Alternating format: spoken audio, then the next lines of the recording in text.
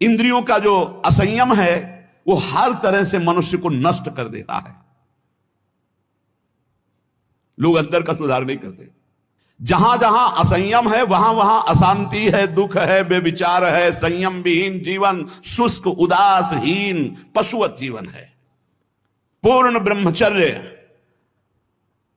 तो देश का, समाज का, आत्मा का, सबका परम लाभ, अपना परम लाभ। चाहे गृहस्थ हो चाहे विरक्त, जरूरी है अपनी शक्ति को नष्ट करना, आवश्यकता के अनुसार धर्मयुक्त प्रयोग तो ठीक है। हम तो प्रणाम करते हैं उन गृहस्थों को जो गृहस्थ होते हुए ब्रह्मचर्य का नियम वृंदावन में लिए हुए और दूर दूर देशों में रहते हैं और ब्रह्मचर्य का नियम लिए हुए। एक तो परिवार अमेरिका में है, आए हुए हैं कुछ समय से, भी हम वृंदावन में सत्संग में भी होंगे।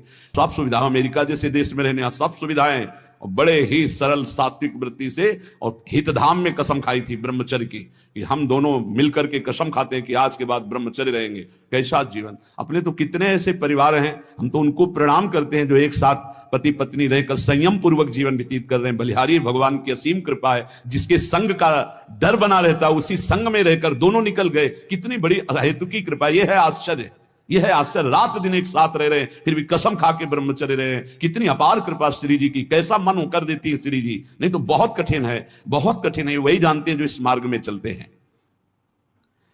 जो आचरणहीन है, जिसका भोजन ठीक नहीं है, अब लाख बार कहा जाता है सतोगुण भोजन करो, सात्विक भोजन करो। बाजार का ये अमुक चीज आनी चाहिए। कितने ऐसे बाजार की पैकिंग की चीजें निकलते हैं जिसमें कीड़ा रेंगते हुए चलते हैं। आप फिर पता नहीं कौन सी बुद्धि लोगों में फैल रही है कि घर का दाल रोटी बना करके नहीं खाएंगे, बाजार का आना, ऑनलाइन आना चाहिए। ऑनलाइन में हो जाओगे, हाँ ऑनलाइन में ही चले जाओगे। बहुत समझो सावधान, खान पान नहीं तो ऑनलाइन में बुद्धि घूमेगी। श्री जी में चित्त लगाने के लिए थोड़ा ऑनलाइन से हटो, थोड़ा सा अपने चित्त को सुधारो। हम कह रहे हैं जबान में अगर सात्विक भोजन केवल जाएगा तो भजन में बहुत रुचि होगी, संयम से रह पाओगे।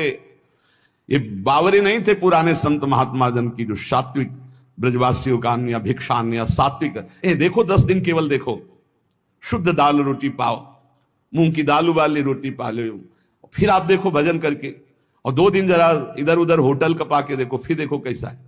कोई भी कहीं भी हो, सात्विक वृत्ति से अपने घर का भोजन करो, कम से कम दाल पानी से धो लिए हो।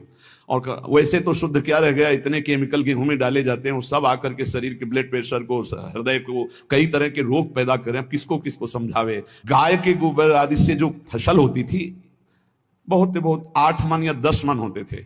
हम किसान के घर में पैदा हुए तो हमें पता है।